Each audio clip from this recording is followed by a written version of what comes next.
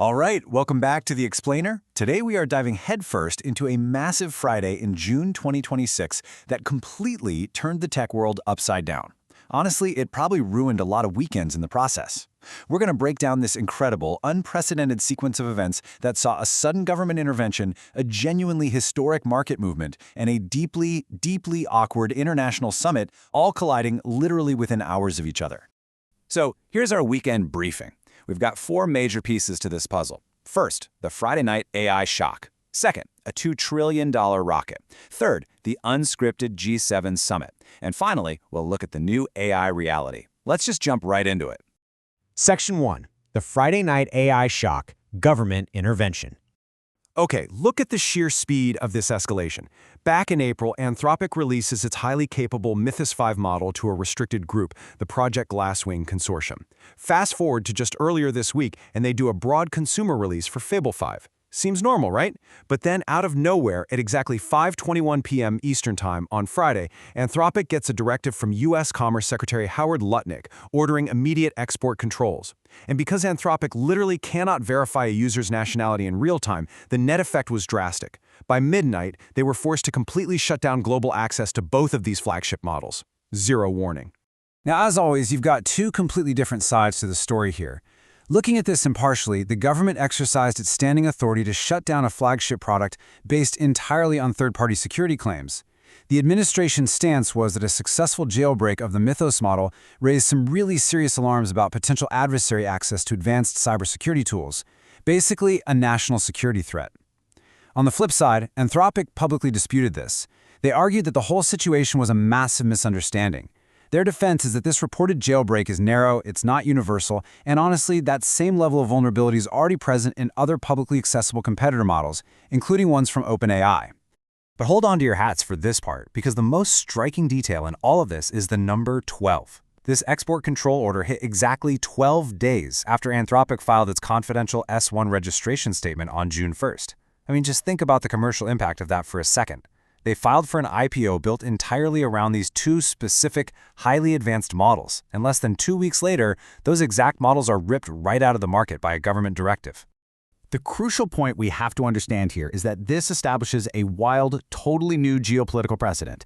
This directive bars any foreign national from accessing the models no matter where they physically live or work. That means even Anthropic's very own non-citizen employees were suddenly locked out of using their employer's flagship products at work.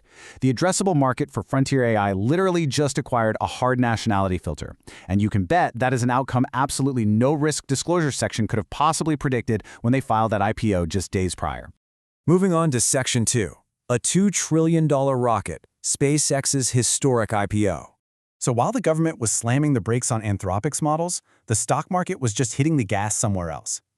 On that exact same Friday, SpaceX closed its first trading day up 19% from its $135 IPO price. They crossed a staggering $2.1 trillion market cap on day one.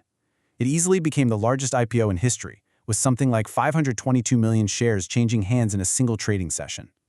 Absolutely massive. But when you look under the hood, you see the central tension in every single analyst's valuation model right now. It's really a tale of two totally different divisions. You've got Starlink posting a massive operating profit of $4.42 billion at 63% margins. Huge win.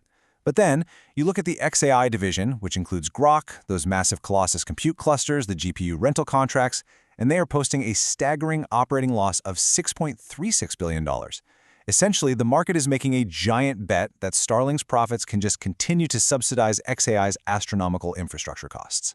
Now, you might be wondering, how does a company with that kind of operating loss pull off a $2 trillion valuation? Well, let's unpack this concept.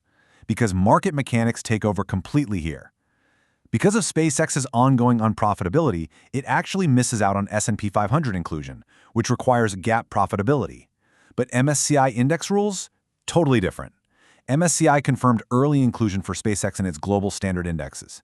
And what that means in plain English is that an estimated $5.79 trillion in passively managed assets literally have no choice. They have to add SpaceX stock in proportion to its massive new market cap weight. It is structural, forced buying, completely regardless of those massive XAI operating losses. So why does this matter to you and me? It matters because everyday people are structurally forced to fund this massive AI build-out. Whether they want to or not, millions of everyday retirement savers who have never even glanced at a SpaceX financial document are going to own those shares by next week, simply because their index funds are required to buy them. It's a fascinating dynamic. All right, Section 3, the unscripted G7 summit, a geopolitical moment. This brings us across the globe to Évian-les-Bains, France. This is where those unstoppable market forces and abrupt government controls awkwardly crash into each other on the global stage. For the first time simultaneously, the top executives of the three major AI giants, Sam Altman from OpenAI, Dario Amodei from Anthropic, and Demis Hassabis from Google DeepMind, are all convening at the G7 summit. Just for context, this is their first confirmed joint appearance since a summit in India earlier in the year. You can just feel the awkwardness here, right? French President Emmanuel Macron actively organized this event. His goal was to position France as this premier AI hub and to project a really unified front of multilateral cooperation. He was hoping these tech firms would leave having agreed to a neat package of voluntary safety commitments. But Friday's reality completely tore up that script.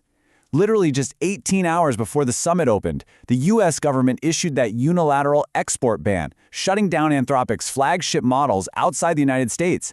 This quote really hits the nail on the head.